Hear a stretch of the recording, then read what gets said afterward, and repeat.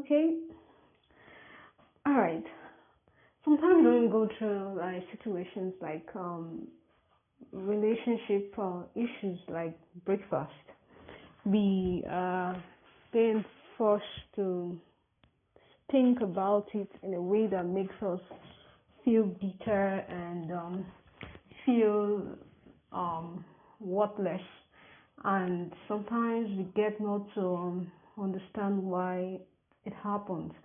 And so many people actually have given up on love. So many people don't even see love as something worth fighting for in their relationship anymore. So, well, God planned for every human being is to be loved, is to be accepted, is to find yourself in a place that will make you feel appreciated, and you feel like you ought to live, you need to live, and you need to be the best God wants you to be. And there are two places most of the times when God wants to show a person so much love. He creates the person, He creates a family for that person to be in.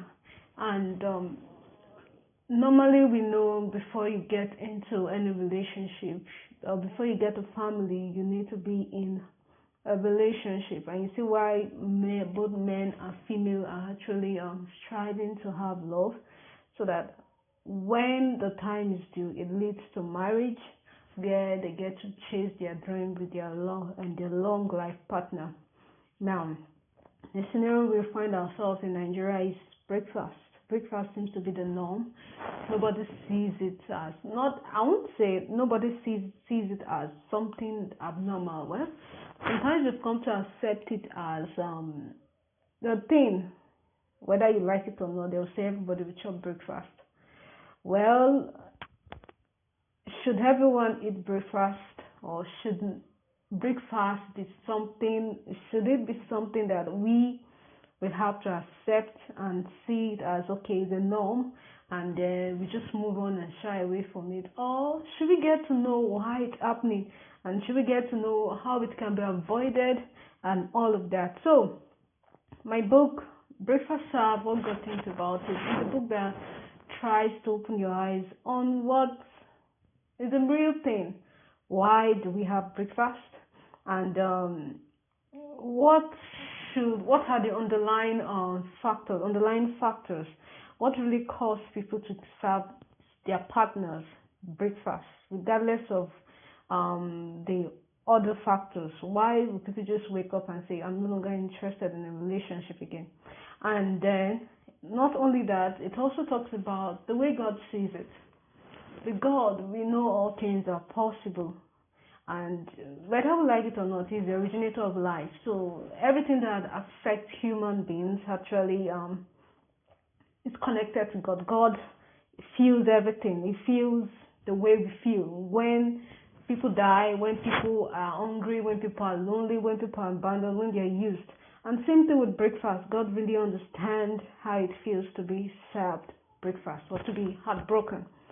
So I will be talking about subsequently we'll be talking about the way God sees it all, and the way God would want us to see breakfast should, because if I'm a Christian, and I will really say, if I really want to survive breakfast from all what I've seen, or from all what I've heard, or from all what I've read, I think it's better you get to see it God's way, because that's the only way you can be able to outlive it, be able to live a healthy and a healthy life, and be able to chase your dreams, regardless of the status type, what we have around us, where people just do it the way they want. You know what I mean? Do it the way they want. They mean like, okay, my ex having breakfast, then everybody starts seeing the red on the streets. Everybody start okay, do me, I do you back. Some persons don't even love you again. They'll say good person, they don't even want to love the person. They'll just feel everybody's the same. You don't even show them love. They'll feel you're being cheap. Sometimes they'll feel, okay, you're being too. They'll sometimes they will say, this is too good to be true. I've had people say, this person is too good to be true. I was like, okay, should we even be bad, so that everybody will just know. Is that what we really want to see?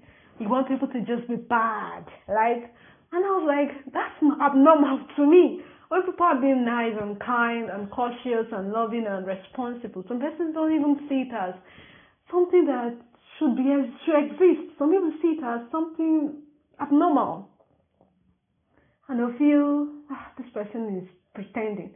And you know what the most funniest part is, that they try to offend you, they try to push you to your limits just to see if you're going to change. And whereas you're just being nice, you're just being yourself. And imagine if a person just keep going through that cycle every day because of somebody had an experience somewhere. You see that person end up trying to, like, should this love thing, should I still continue? Is it really worth it? Or should I still be like as loving, as kind, as God fearing as whatever I am now? Should I still go on with it? So I would like us, through my clip, we'll keep talking about it. Then I think it's going to do a lot of enlightenment on people. The soul aim is just to heal first. It's just for us to find healing. And secondly, it's just for us to be able to see things the way God wants us to see. I think that's one thing that could help humanity heal from everything that, whatever bad traumas we're carrying. So, and it's going to help us see life. I think it's going to help the relationship or the marriage sphere. It's going to help people see life. I think see life the way God wants us to see it. See love, especially, not just life alone, but love, especially the love thing. Because I always believe that love started with God. And if it's being thwarted, if it's being stamped and trampled upon, if it's being stomped upon, I think it doesn't. The problem is not the love itself. The problem is we that are actually displaying the love. We that are actually saying we have the love.